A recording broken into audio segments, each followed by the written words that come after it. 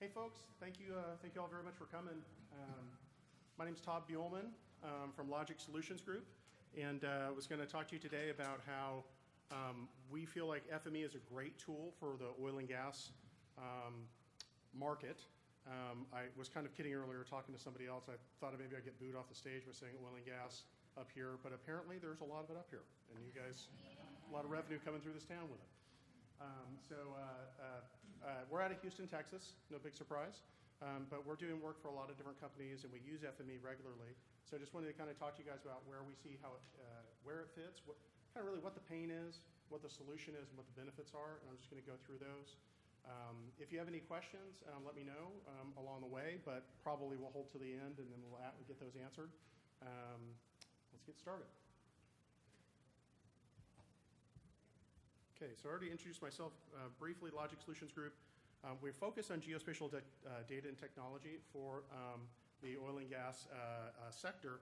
We really do four things, and then I'll move on, which is GIS is our core, database, ETL, behind the scenes is our second pillar. Third pillar is just pure application development, and the fourth is SharePoint.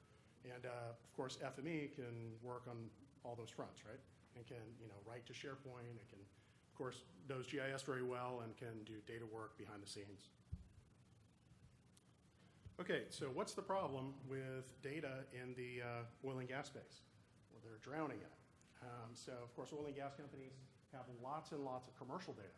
So they license and pay for tons of data, which, by the way, that they probably gave away for free to the government entities, and then somebody picked it up and tried to clean it up and sold it back to them, but that's another story.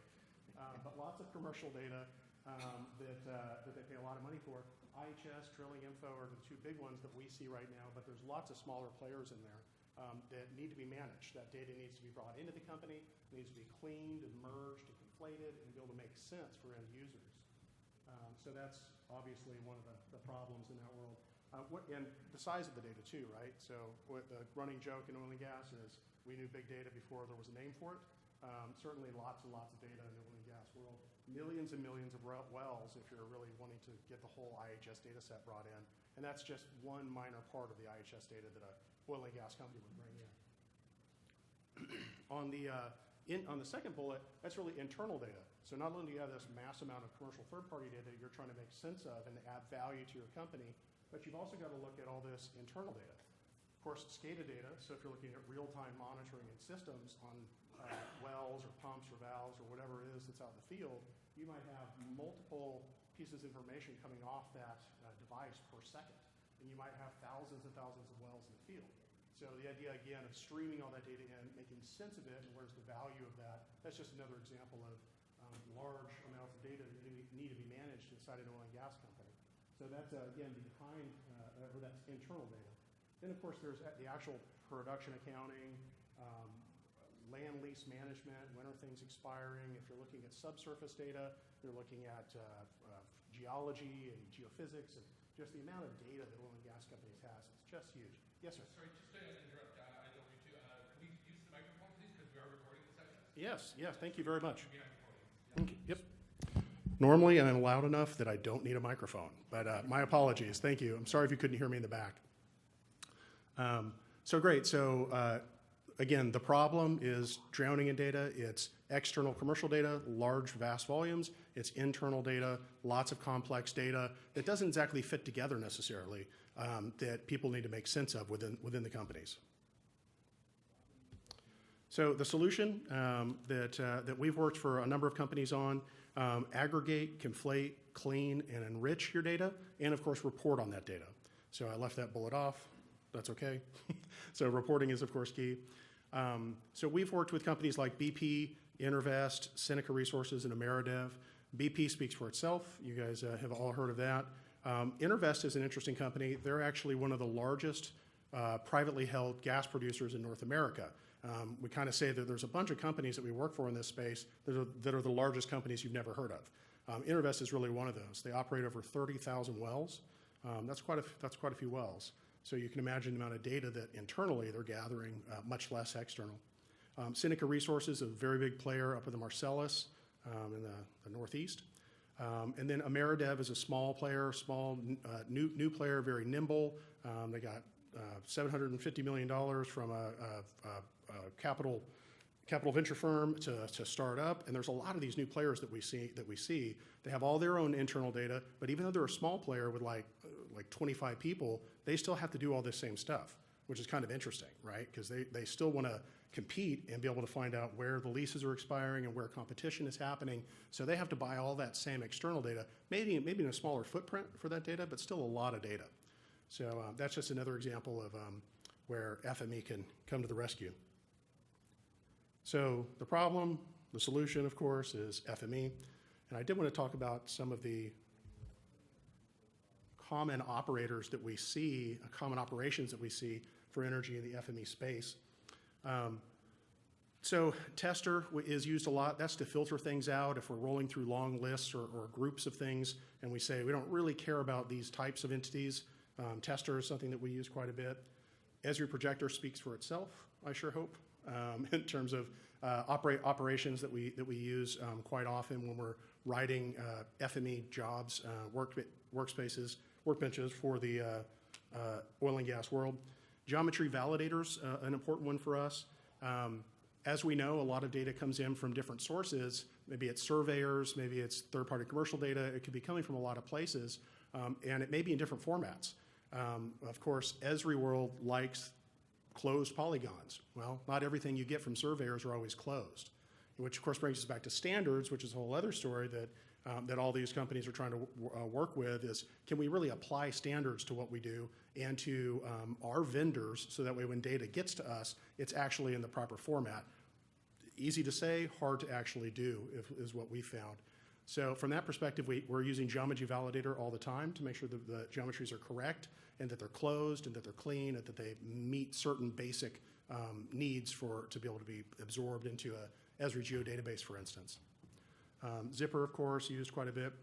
Feature merge, we use a ton. If we're taking IHS wells and we're appending them to the corporate data store, we can use something like feature merger.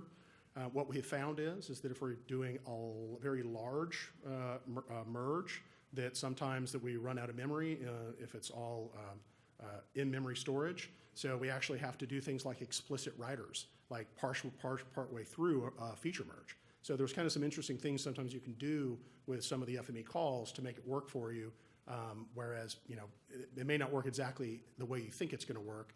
So there's workarounds for a lot of these things. So the rest of these are all I'm sure that you guys have seen, but just wanted to kind of point out some of the common ones. I kind of went through my team and I said, well, what do you use the most? And this is kind of the ones that floated to the top. So we had the problem, we have the solution. Really the benefits are getting the right data at the right time at the right place. So if you've got oil and gas folks that are making decisions on leases or wells or pipelines, you really need to have that data there for them at the right place. And the way to do that, of course, is using FME to be able to pull these things together. So we've talked about, I mentioned conflation earlier. So conflation, you guys all know what that means. It's really taking maybe your internal data sets that matter to you and conflating those with your third-party data sets into a form of mastering. So you're mastering that data. So you have maybe the fields internally that you know are true and right and that are gold-plated and have been spec'd and tested, but then there's attributes that you're pulling from IHS or Drillinginfo or somewhere else that you really, that you feel are better, and be able to merge those into one data set that you can present back to the corporation. So that's really the kind of concept of conflation there. Obviously, we can do all of that using this platform. So just some of the domains that we end up using FME for are land, financial data, geological and geophysical data, field data that we're working with, subscriptions like we talked about for third-party data. And then we use documents a lot too in our solutions to be able to pull in SharePoint or other things to make those accessible. But the idea of pulling all this data together and putting it in one spot for our data, for our users to consume ends up being an important part of what we do. Which really then in the end allows you to do spatial analytics, ask questions, and go deeper into all of these different types of really use cases. And we kind of talked about some of these, but just wanted to kind of give you a sense of the breadth of what one upstream oil and gas company is trying to solve and the questions that they're trying to ask, and how pulling all this data together can really help them get that done. When you make it, when you move it, make it better. That's definitely one of our internal sayings. And that's all I had today. Just wanted to talk to you guys about it. I do have one of the gentlemen in back who's been taking photographs, who has done a lot of this work in excruciating detail, and I can certainly answer any questions as well. Yes, sir. Do you mostly your end results, do you go in like a pods kind of database or? Great question. So we do upstream, downstream, well, I should say upstream, midstream, really, depending upon what you want to call it. So we do pods, and we do pretty much any geodatabase or any sort of spatial database you want to put it in. So whether that's a standards database or a data warehouse or wherever it wants to end up, we can do that. And pods is one of the ones we use. Go ahead. Kind of following up, what's your take on EPR? So the new Esri management for pipelines. So is Esri in the room? So the answer is it's going to be great. I don't think it's quite there yet. They had this tendency to roll things out, and I think that a lot of the people over there would agree with me on this, before they're quite ready for prime time, and users start banging on it, it falls over, and then they kind of pull it back in-house, and then they start kind of only internally using their teams to push this out. We have heard recently that they are starting to let business partners start to roll it out as well, which tells me that they've kind of maybe hit that next step and they're almost there with it. Because again, once like Portal, right? For a while they said only we can deploy it. That's when you know it's definitely a house of cards. Esri, no Esri, no Esri. Okay. Yes. Hey, I was wondering if you could speak a little bit more to the acquisition analytics. I saw that on your last slide. Sure, acquisition analytics. So we actually have worked with a couple of clients to do what we think is some interesting work with FME, take outputs from geoscience applications where they actually created grids inside of some of the geoscience applications. And to be honest with you, I don't understand how all the geoscience applications work, but they somehow applied scoring to the grids based upon their interpretation of subsurface attribution. And then they exported that. We picked that up with FME, and then we were overlaying that on top of a lot of their competitors and other leases and things that were coming available. So pretty good idea that I just gave my competition, but that's okay. We're buddies. But it's really a neat idea. And to be honest, we didn't come up with that. That was our client, just a very smart guy that said, can I do this? And we said, absolutely. That's a very smart idea to be able to look for hot zones and things like that. So pretty cool. That was one example. There's others kind of like that, but that's the one that really comes to mind. Any other questions? Yes. What's up, Robbie?